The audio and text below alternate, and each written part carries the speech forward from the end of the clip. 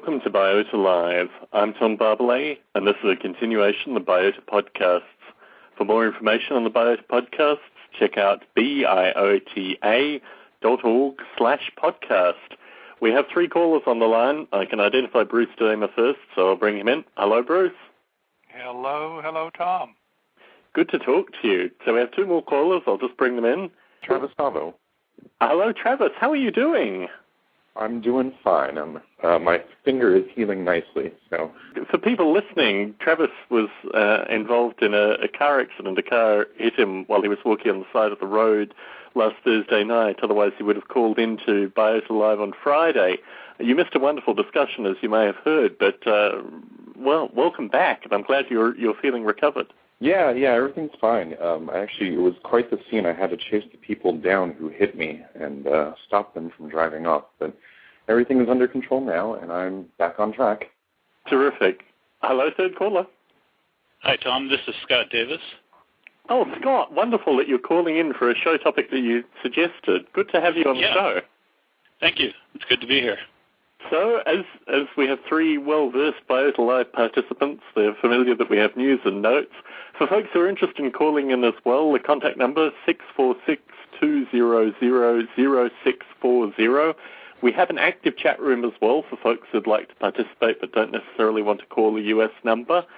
The episode next week, I believe, is also a Scott Davis special, Friday, September 26th, 8 p.m. Pacific.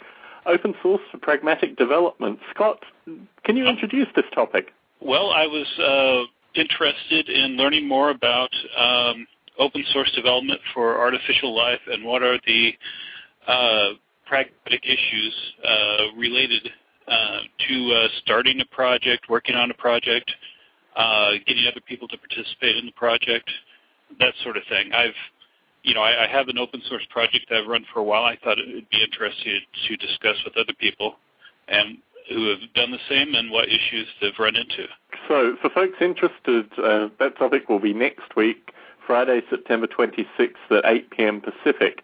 And for folks who are listening in Australia or parts of Europe where that works out for them as well, we do have an active chat window. So if you'd like to sit on that and provide feedback and questions and comments through the chat window, that certainly saves a call in on a US number. So, continued feedback from Biota Live Lite. It seems to be doing very well. It's in iTunes, so if you would like a lower bandwidth version of Biota Live, then Biota Live Lite is certainly the thing for you.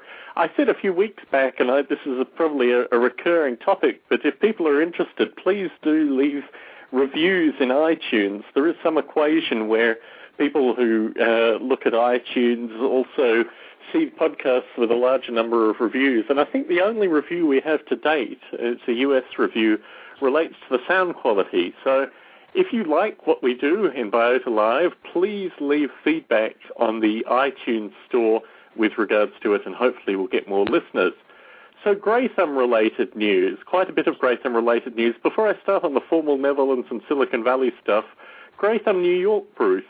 When are you actually going to be in New York for the first meeting? I'm going to be in New York probably at the end of October, around Halloween, and at the very beginning of November, so maybe would that work? That goes out to the listening audience. We already have a mailing list set up with regards to Grey Thumb New York, but if you're going to be going through New York through that period of time and you'd like to meet Bruce and the other Grey Thumb-related participants, I believe Adam Eremenko may be coming down to do something as well while you're there, Bruce. Yeah, hopefully. So it could be an interesting time to meet previous Biota Live participants if you are in the New York area. More information to follow, no doubt, in future Biota Lives. So I had an email this week from Gerald de Jong with regards to Grey Thumb Netherlands. They are meeting this coming Tuesday, September 23rd, from 6 to 9:30 p.m. So a very long Grey Thumb Netherlands meeting, but I think probably a lot of discussion and breakaway groups and maybe even a meal through that, although Gerald didn't confirm any of that information. It is going to be at the Royal Academy of Art, excuse my Dutch pronunciation here, Prinsesgracht 4, 2514, The Hague, the Netherlands. However, there is also a website, if my Dutch is too appalling, it's kabk.nl. I don't see any Grey Thumb-related stuff on that site specifically, but that's where it's going to be located. So, Tuesday, September 23rd, 6 p.m. through to 9:30 p.m. at the Royal Academy of Art in The Hague for Greatham, Netherlands. Gerald, and I also believe Rudolf Penikoff, who's appeared in previous Biota Lives, or at least a previous Biota Live, will be displaying another fellow's work, if my memory serves me right. So quite a bit of going on, and no doubt breakout groups and general discussion at Greatham, Netherlands. So it's coming this Tuesday. And this Thursday, September 25th, Greatham, Silicon Valley. Bruce, you're on the presentation list once again with Al Lundell.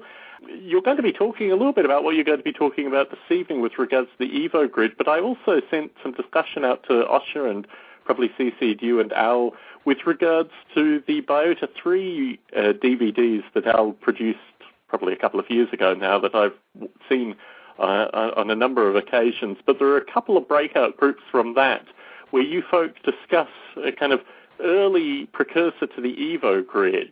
Do you remember those Biota 3 discussions?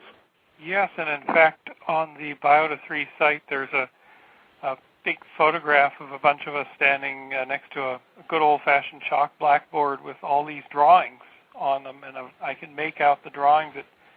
It looks like sort of a collective artificial life simulation grid that we were doing. It's that Biota 3's orientation was the game developer community and the really development plus the science fiction element with Bruce Sterling and Rudy Rucker presenting.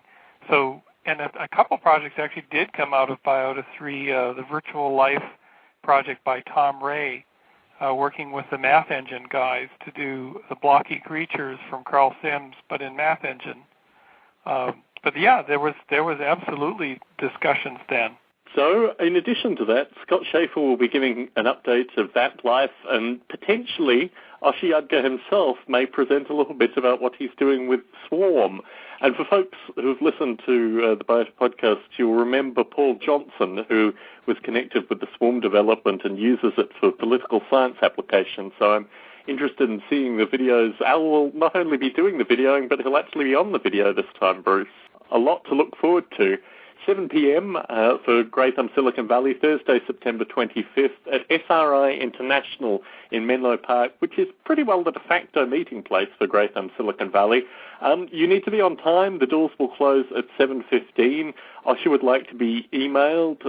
Send an email to me, tom@noble8.com. However, somehow without people emailing me, they still tend to turn up, and I'm sure Osher will be able to accept all comers. There may potentially, do you know if they're going to meet at the Barone Cafe at 6 prior to the meeting, Bruce? I'm sure that's sort of becoming a tradition. Okay.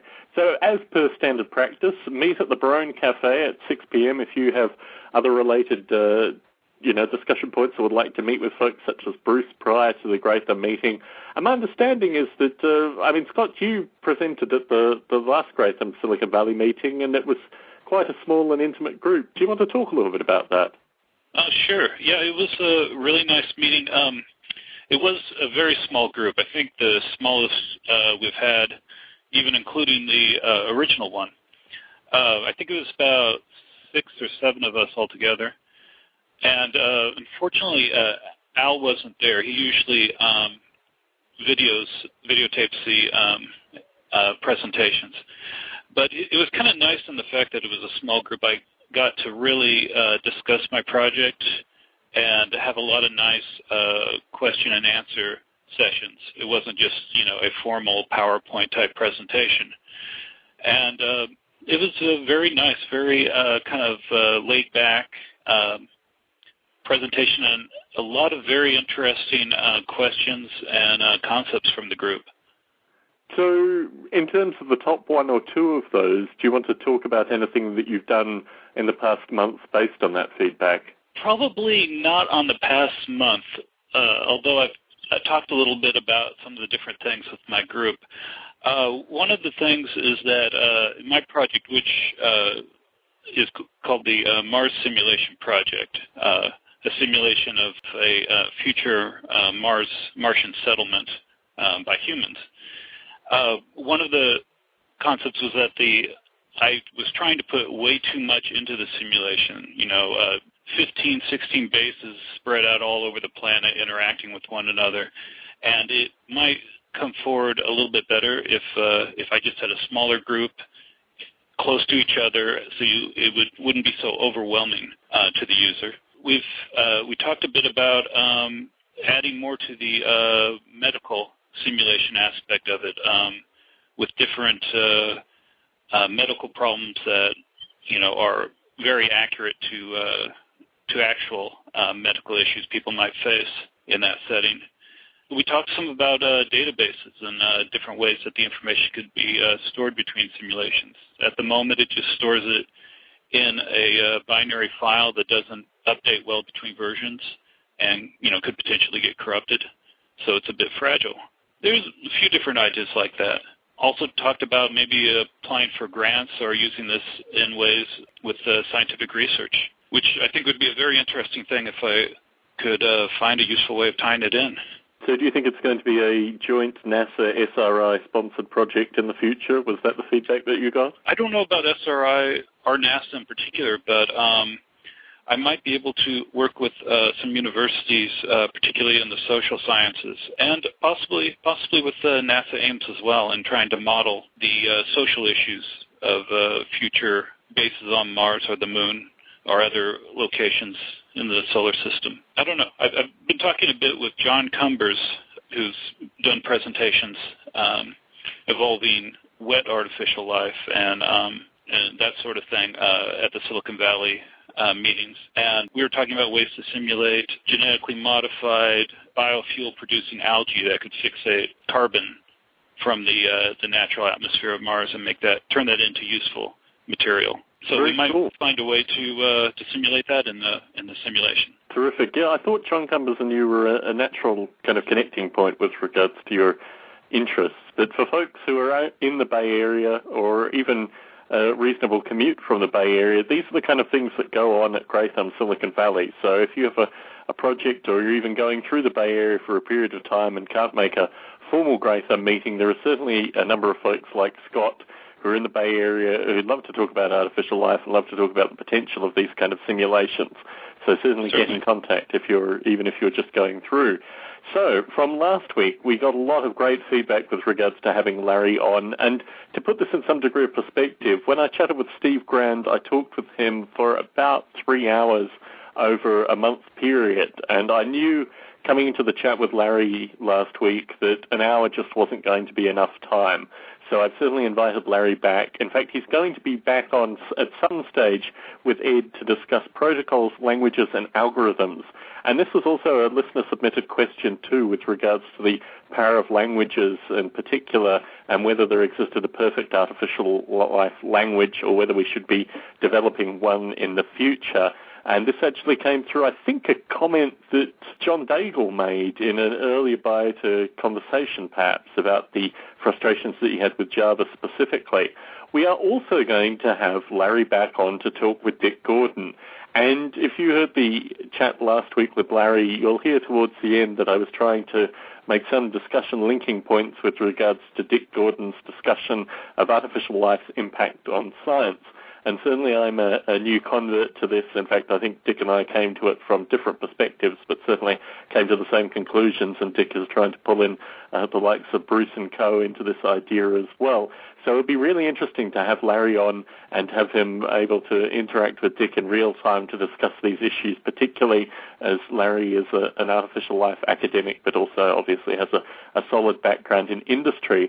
There was also a topic which was somewhat like that on the Biota Conversations mailing list today, and this related to do-it-yourself science and whether artificial life could be part of this new do-it-yourself science movement. And some quite interesting and quite heated discussion went through the Biota Conversations mailing list. If that sounds like something that may interest you, please subscribe to the Biota Conversations mailing list. Go to the Biota site, biota.org. You'll see the mailing list-related link, and you'll see the Conversations link in order to join the Biota Conversations. So, Bruce, I hear some musings that there may be a movie relating to perhaps the Blob meets the Matrix, EvoGrid the movie. Can you talk a little bit about this, please?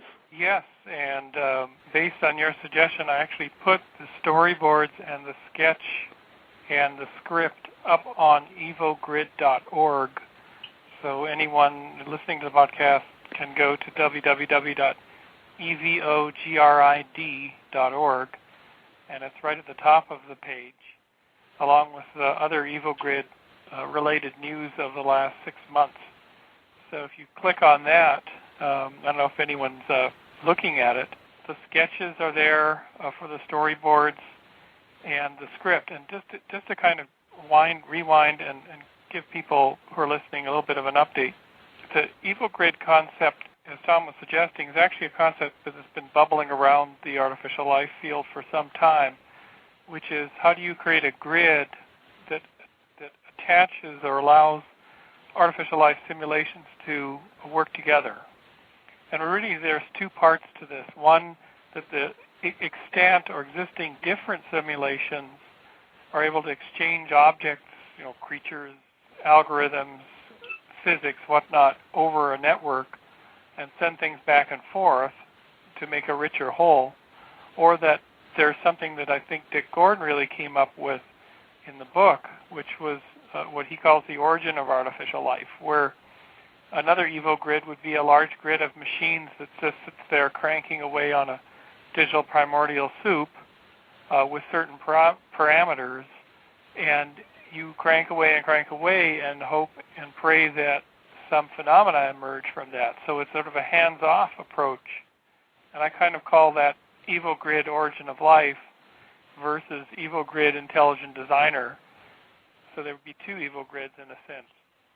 But in order to kind of we all learned from great masters of presentation like Larry Lessig. When Larry Lessig launched the Creative Commons in 2002, one of the best things they did was produce a really cool animated movie that explained, what is copyright, why doesn't it work very well anymore, what is the Creative Commons license, and this little cartoon movie was sold millions and millions of people on the Creative Commons. So the concept that I had was to do EvoGrid the movie, and the sketches that you'll see on the site show the EvoGrid origin of life script and storyboard. And our team, as many listeners might know, we have a team here at Digital Space that works for NASA and has done about 10 years of work for various parts of NASA. And we do real-time 3D graphics, but we also do rendered 3D visualization movies for NASA. And so we're taking a little bit of our copious spare time to make EvoGrid the movie. And you'll see it described on evogrid.org. So, Travis, if you were watching EvoGrid the movie, as Bruce has described, what would you want to see specifically? There's a lot of potential for this. I would want to see the ideas really brought to life in a way that communicates them effectively. The ideas behind the storyboard of this grid and having this kind of tank in which life is literally emerging is quite compelling.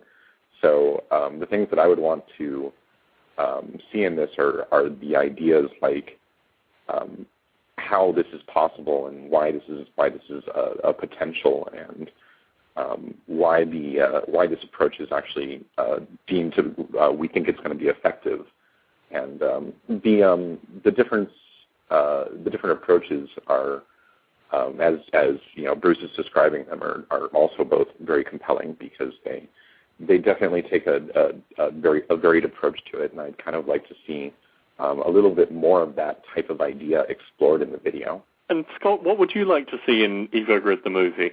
For one thing, I don't know if you're, Bruce, if you're basically selling this, trying to convey the information to people who aren't familiar with artificial life at all. If so, you may want to show some examples of some visually compelling artificial life projects kind of in petri dishes, and then communicating with one another. Like you could, assuming you get the rights to, like the early stages in the spore game, talking to gene pool organisms, things like that, communicating between these various petri dishes. That might be an interesting animation. Very good point.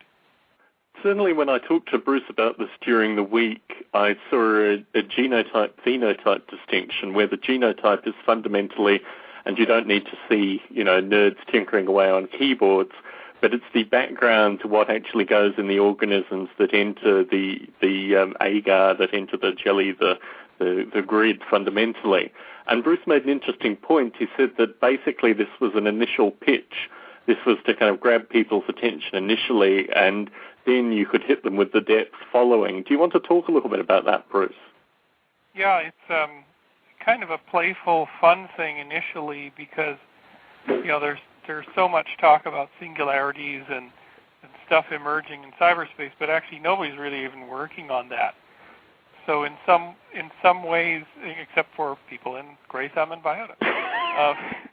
But anyway, the idea would be to kind of in an abstract way show that in principle, if one could create a technology or a simulation that in which lifelike, and I'm calling them, this was advice from Danny Hillis. When I was floating, it's funny, I just found my notes for the NERVS project from December 1994. I just found the notebook and all the drawings and whatnot. I'll probably put that up just for historical background. But in 2001, I was floating the idea of a artificial life prize around, and Danny Hillis gave the advice of use the term lifelike. Don't use the term living or biological or whatever, because you don't want to necessarily get the wrath of biologists or the fear of the general public.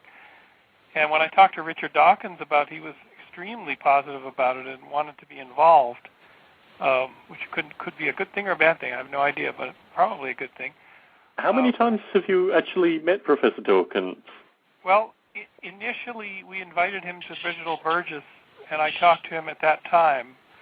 He had a family emergency. This was in 1997, and he agreed that he would try to come the next time. So he actually came to Cambridge in 98 at Biota 2, and I met him there in person. And then in 2001, rang him up and said, we're in Oxford, like to come by. And he said, lovely, and came up. We had tea there, and we talked for a couple of hours, and that's the last time I've seen him. And what was interesting is that the whole God delusion, the thinking behind the God delusion, was already kind of going in his system. It was a conversation. It was actually Douglas Adams' presentation at Biota 2 that, according to his book, The God Delusion, got him started thinking along this way. And then in 2001, when I met him, he was definitely really thinking along this way. So it's interesting to see him evolve. But so the idea would be that if you could have lifelike emergence, so calling it lifelike processes, inside the auger, if to coin Tom's description, then you've actually done something fairly significant, which is to show that in principle, the universe mathematically, because that's all a simulation really is, has the power to do this, to generate this kind of behavior seemingly from nothing. And this will strike back at origins, our sense of God's place in the universe as a creator. And as these Evo grid simulations become more sophisticated, if you have a 1,000,000 core processor in 2000 whatever, 1,000,000 cores, you're going to be able to do a lot. You'll run Microsoft Word about the same speed as it runs now, but you'll be able to do a lot more simulation. And perhaps in 2050, the simulations will be running, the Evo grid of 2050 will actually be able to fully simulate a liquid chemical solution. And so when you're doing your emergence experiment, where you see things emerge and you see them take shape, and whether it's just strings of particles or vesicles are forming or whatnot, if the simulation is extremely high fidelity, then you're getting really close to saying, we know this could have happened in chemistry because our simulation is so high fidelity. We do this all the time for NASA. We do higher and higher fidelity simulations of rovers moving along a lunar terrain. And our simulations within, 10 years or so, are going to be high enough fidelity that we can say, if you build a sandbox or you place a rover on the lunar surface and it goes down this slope, we know how the wheels are going to behave. And that's the whole goal of 3D and simulation.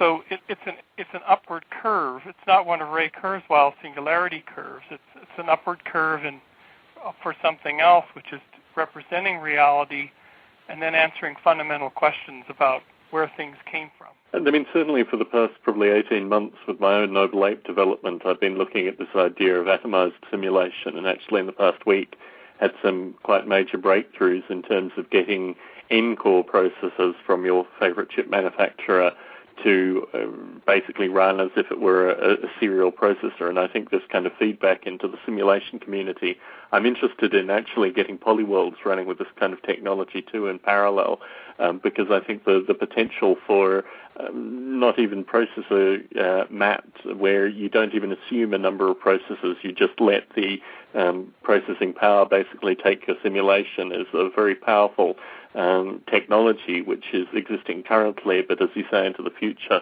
will just get more and more powerful.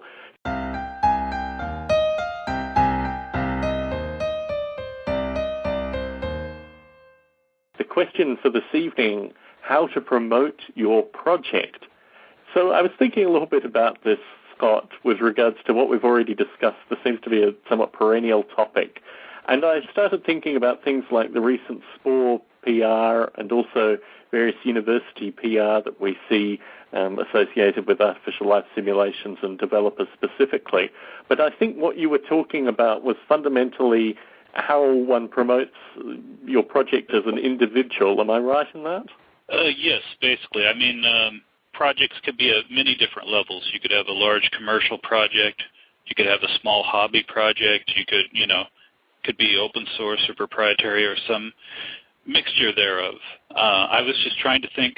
I'm not a very good PR person, yet I try to do what I can to get the word out about the project I and other developers work on. And I was wondering what other people's experience was with that and what ideas they have along those lines. Well, it's certainly very topical for the stuff that I do with Noble Ape, because I find that I need to go through heavy development cycles and then PR cycles. I can't, as an individual, do both development and PR at the same time. It was something actually that caught me recently with the Spore release, was that it wasn't a particularly good time for me to be taking phone calls or writing emails or doing this kind of stuff with the Noble Ape development I've discussed so far. But Travis, I mean, you've worked in companies, you've done various PR-related things. What's your particular insight in a small company or as an individual doing PR for your project? The best way to approach PR is to get your audience involved in it. Leveraging your community is by far and away the most powerful way that anybody has ever sold a product. And the advantage of the Internet is you can reach a global community without really any effort at all. Doing things, I mean, I think it's definitely worth mentioning, doing a podcast is a great way to get your audience involved. You invite them into the chat and call in and participate in what it is that you're interested in. And they, in turn, will turn around and promote your project because, well, it's in their best interest to do so. So, I mean, the real key in any successful PR push is reaching your community with a message that gets them excited about it and makes them want to rebroadcast that message. And there's any number of different approaches to that. It definitely depends on the project and what the audience you're trying to reach. But the whole idea of a branding message is something that people will repeat, and when they see it, it's recognizable. And so hitting that core is very much, key. The other thing you can do is, just kind of beyond the grassroots, get more of a physical presence. I think that, to borrow your example, if I may, Tom, getting people to hand out CDs, which, that's something that ends up, in their car CD players. And so rather than it being like an active experience of like somebody going out and getting it to them, it becomes more of a passive thing that they kind of stumble upon and can embrace in their own time rather than having a branding message pushed on them in a time frame that's not convenient to them. So these types of opt-in advertising where you can choose to put a CD player in your car and listen to it or not, if that's what you prefer, is very much a powerful and effective way of reaching the right people with your message. And I think there's something particularly interesting with artificial life because we are really moving into a stage now where, particularly through things like podcasts and websites and blogs and these kind of things, the people that you're reaching probably have already had some prior experience, even if it's passive, with regards to reading something about wet artificial life or, seeing something on the Guardian site or all these various outlets that provide occasional information associated with artificial life. So if you're dealing with what I'll call new media, things like podcasts, digital print, these kind of things, then you're going to have an audience that's going to be distinctly different from someone who, for example, will see an article in a newspaper, potentially something on television or potentially something on the radio. Bruce, you do this on a regular basis, but how do you approach an audience that may not know anything about artificial life? Well, it's pretty much similar to the way I have done it for 15 years about avatars and virtual worlds.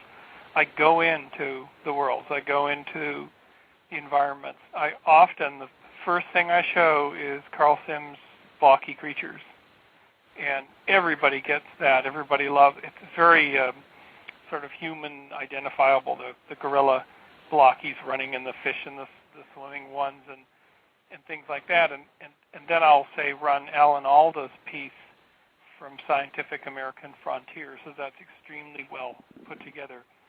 And then I'll try to explain how this is hard and how this isn't necessarily gray goo that will eat the world, and how this can be used and start to show the variety of artificial life projects and talk about the people. But that's fundamentally visual in some regard, and I think a lot of the media that we deal with, particularly audio-related media, but also, for example, if you're doing spots on a video podcast or on television or things like that, you may not have access to those kind of resources.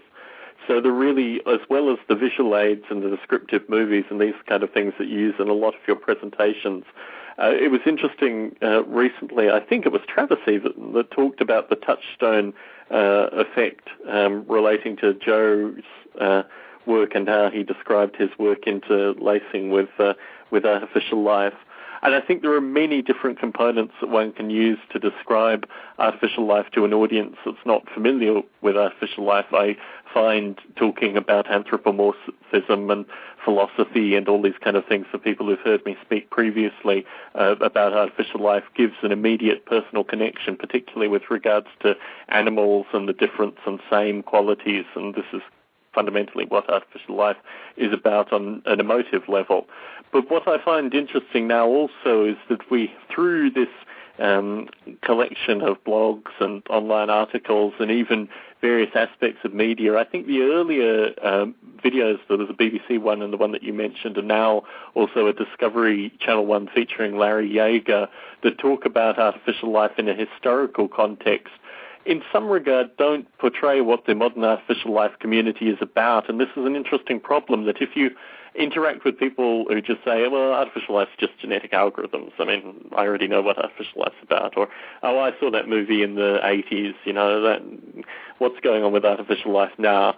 Travis, in terms of communicating with folks that have wrong or conflicting information about artificial life, how would you see to kind of set the record straight and bring them into what's going on in a contemporary setting? By far and away, the best way to lead is by example. Showing them the existing projects that are out there in order to demonstrate a finer point is by far and away one of the best things you can do. Case in point, whenever I go to talk about our evolving structures and things like that, people often get the impression that you couldn't possibly have something that walked on two legs unless you had designed it to walk on two legs. And that's where I bust right out with Gel de Jun's videos from his Darwin at Home, which shows literally this bipedal form getting up and lumbering around on two legs, and describing to them exactly, breaking down all the processes which went into this, which are very fundamentally mathematic and simple to understand when you simply look at what's going on in the simulation. And so using these visual examples and using these videos is really the best way that I have found for as far as like breaking things down to people to a really fundamental level that's kind of inarguable. And that's fundamentally John Klein's Breve screensaver as well. I've had a number of instances where from, squirming blockies, it has moved to bipedal walking purely through the fact that it covers more distance. And when you see people observe the screensaver, and it was a very strong point of impact, certainly through Floss Weekly, if people have heard the Floss Weekly interview that I did recently, the hosts had seen the Breve screensaver previously. So all these methods in a visual sense get the contemporary message, or at least the historical message of artificial life out to an audience. But there seem to be additional components, particularly when you're dealing with a specific project. And the way I like to think about it with Noble Ape, although it's now considerably more abstract than this, but I always think of three independent and distinct people. And these people could be a teenager, a high school student, for example, someone who has studied biology, and someone who basically has no connection contemporarily with any aspect of science. But they may be social people, or they may have aspects of their life that, one can find a connection with. And, in fact, finding the most hostile, in some regard, people to use in this example in order to frame how do you describe your project to this person, oftentimes will strengthen in your own mind how to describe your project to, by far, the broadest possible audience. So, Scott, for you specifically, if you were talking to a high school student, how would you explain Mars Sim? Oh, boy. Actually, probably about the same as if I was explaining it to most audiences. I found high school students tend to understand the concepts fairly well because you can explain to them in terms of computer games that they may already be familiar with. Like Civilization or SimCity or, something like that. And I imagine the same could be said for most artificial life projects, that you could find some connection to games or other forms of popular media that they would be familiar with. And I think teenagers and grade school kids in particular have very vivid imaginations at that age, and they're able to wrap their minds around the concepts sometimes a lot easier than adults do.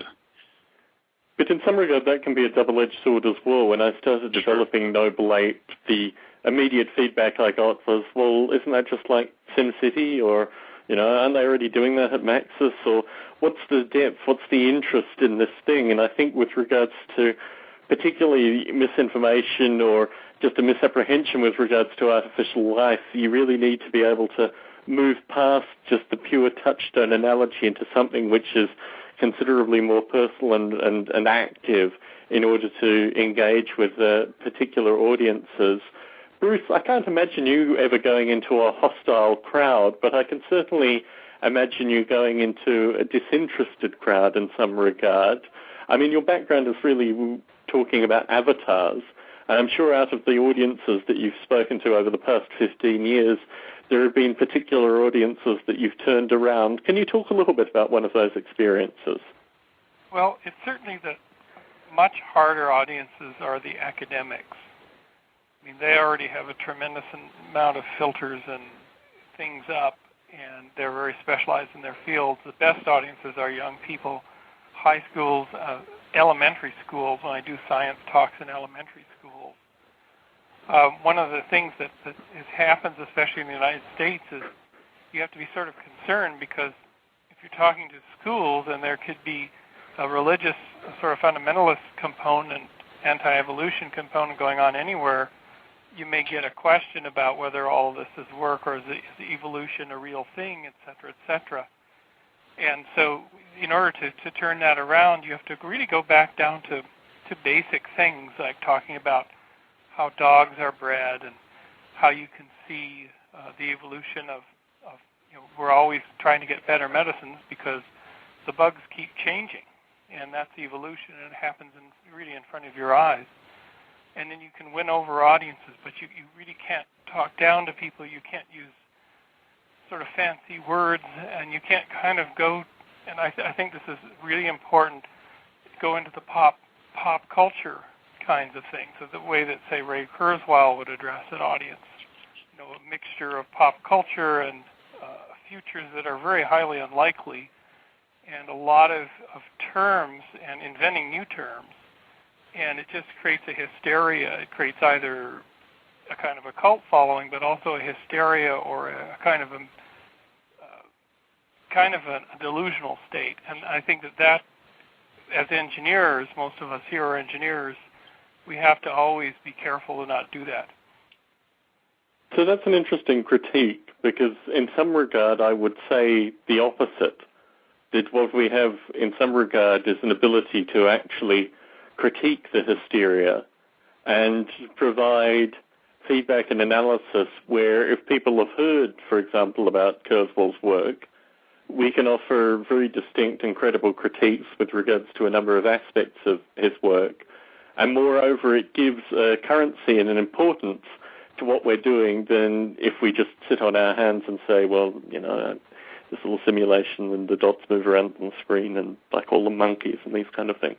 And this is actually a debate that goes on currently on the Biota Conversations mailing list and also privately between me and a number of other individuals. So I'm not speaking as the Biota community as a whole here, but I think it's a very powerful tool for us to use the knowledge that we've gained, many of us for more than a decade, some for even more than 2 decades, to flush out the charlatans in some regard and also say, hey, wait, we're doing interesting work which actually has a serious impact on these kind of things, and in large part we're doing it as hobbies. We're not doing it in parts of the scientific community or in industry, although it has an impact on this.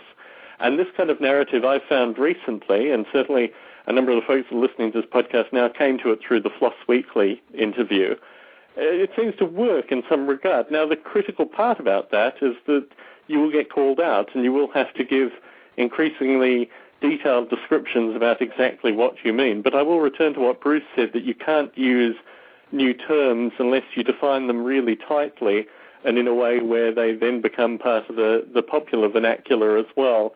Travis, as you follow terms and ideas and technology and these kind of things, what feedback can you give to artificial life developers currently in this regard?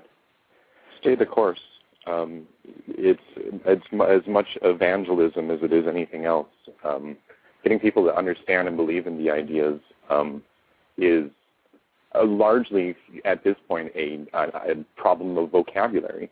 The ideas have been proven empirically over and over again. As to pick a scientific term at random, microwave radiation. This describes a phenomenon just like artificial life does, life itself. We don't have any exact proof or way of proving that this exists, but we can observe it over and over and over again. We can observe evolution over and over and over again in any situation that we set up the scenarios required to make it work. Same as microwave radiation. And people believe in microwave radiation. They just haven't heard about artificial life yet. So it's about staying the course. It's very much keep getting that word out there, keep getting people to understand what it is that we're talking about and what it is that we're describing here. And 2 things I wanted to raise before we rounded up this discussion, and as I say, it's going to be a perennial discussion because there are ideas and concepts that come in constantly with regards to promoting projects. But something that I've seen recently, and I've seen particularly through Joe's work and also people like Gerald Jung and Joseph Knox-Vittel and these kind of folk have used viral videos quite successfully. This is ultimately part of the grey thumb mandate, if not explicitly, then implicitly. In terms of the impact of videos, I've seen this myself because Bruce's demonstration at Grey Thumb of Noble Ape I put up on YouTube, and I think it's currently at about 1,000 plays. In fact, Bruce gets fan mail saying that it's wonderful that he's working on Noble Ape currently, which always makes me chuckle a little bit. But in terms of this viral video component, Bruce, do you want to talk about that initially, and then we'll pass it to Travis and Scott? Yeah, and by the way, Dick Gordon is trying to log in and can't seem to get a password for the or a login for the chat room. He just sent an email. But I think as a group, if we can produce a really good viral email that explains this, explains what this is, it will really go a long way, and that's really using the tools of the modern age. And I am offering our team to do that. We probably have at least another couple of months of funding to be able to work on this. And I'm going for meetings at NASA next week, and we may be getting 2 more projects that will take us into spring of 2009. And so I can actually almost continually have our animator, who's very good, build movie after movie and movies within movies. So we could have some really good tools out of it. The caveat being this initial set of movies I want to help with my PhD project and explain what I'm trying to do to my PhD reviewers early on. I'm only literally in the first few months of the PhD work. So contact Bruce for more information with regards to video generation. And the second point that I wanted to make, and this is certainly something which is topical from Zan Gill's appearance, and I know Travis took exception to it, and I would have taken exception as well, is with regards to the use of Facebook and social networks in general in order to cultivate a sense of, firstly, who your users are, which I think is probably one of the most impressive things that I've found with Facebook through the Biota group on Facebook and also my Noble Ape groups on Facebook, is that I can see a wide variety of people that I could never possibly have imagined had used Noble Ape in the past or were part of the Biota community, more importantly. And I now can have primary access to them. I can see what they're interested in. They can correspond with me, and I can get a greater sense of this. Scott, have you thought about utilizing Facebook with regards to your Mars simulation in that regard? Mm-hmm. I've had people suggest that I set up a Facebook group for my project. I'm still thinking about it. I've already got a number of message boards and various groups set up, but that's something that I might be interested in doing. And you can't discount things just like searching for related message boards and forums and such to the topic of your project. There's a lot of people who regularly are involved with those. Certainly, and obviously download sites and these kind of things are critical, particularly if you have autonomous software that can be downloaded or can exist on a traditional or an open source download site. Certainly my experience with Noble Ape has been with regards to propagating it on all possible download sites with the view that you will get users that would never have exposure or interest in artificial life if you just put it, for example, on a single open source download site. Travis, can you talk a little bit about utilizing both Facebook and download sites in terms of getting promotion for one's project? Well, certainly. The thing about the Facebook is it provides you with this really awesome platform to expand your offering upon. So you can utilize the network of Facebook in order to bring in people and have them in turn bring in more people.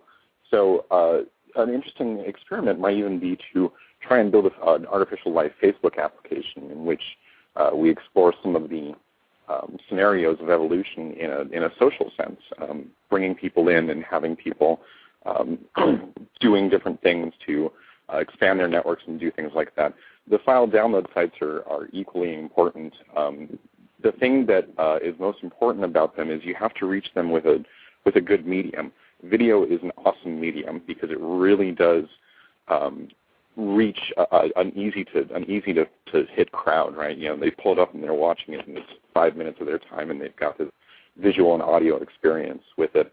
I think that there's more opportunities within that, though. I think there's opportunities for narratives, fiction, and using Facebook as a blog and using it to bring more of a narrative to your audience.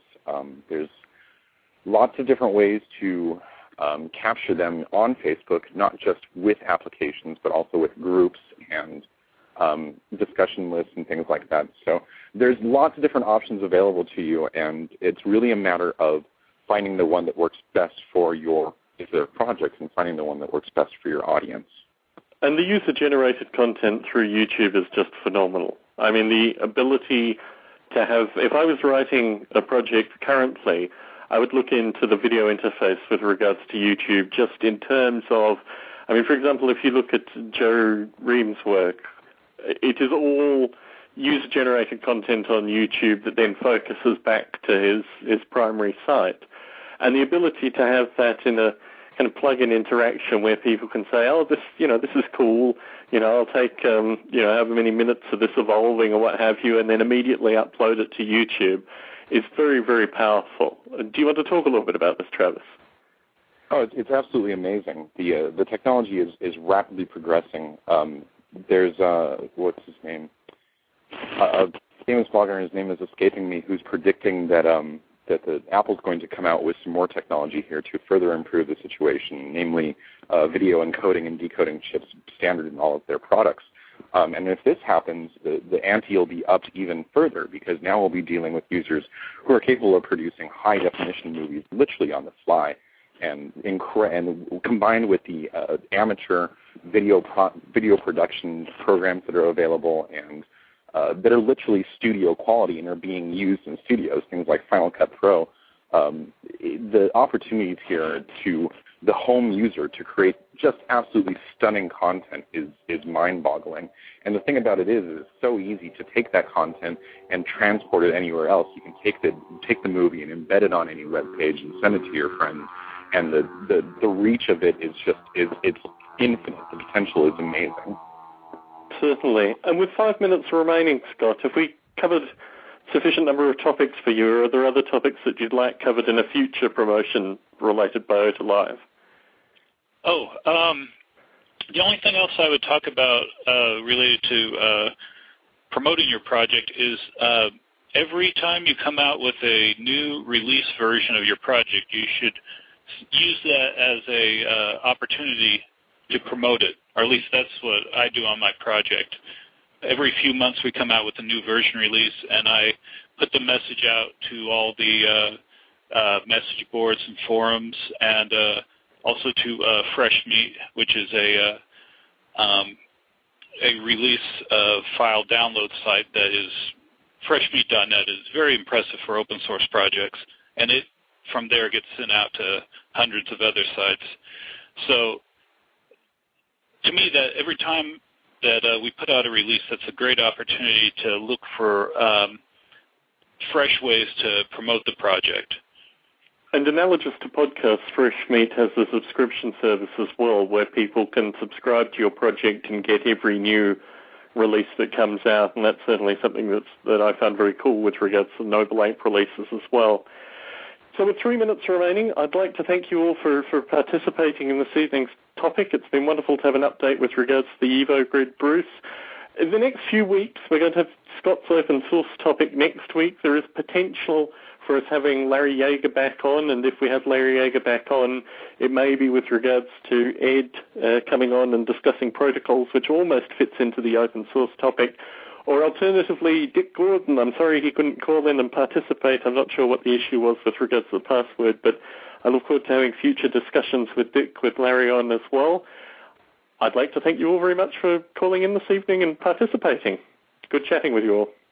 Well, thank you very much, Tom. It's definitely a pleasure. I'm really looking forward to this upcoming protocol and language podcast, because if we don't get into a good discussion of some of the novel features of Erlang, Haskell, and Prolog, we're definitely missing a point there. Oh, I think it's probably going to be ApeScript, Steve, and what's the other one? K4. That's Ken Stauffer's programming language for artificial life. So a wide variety of possible languages coming in the very near future. Thank you for calling in. Thank you, folks, for listening in this evening. Thank you. Thank you.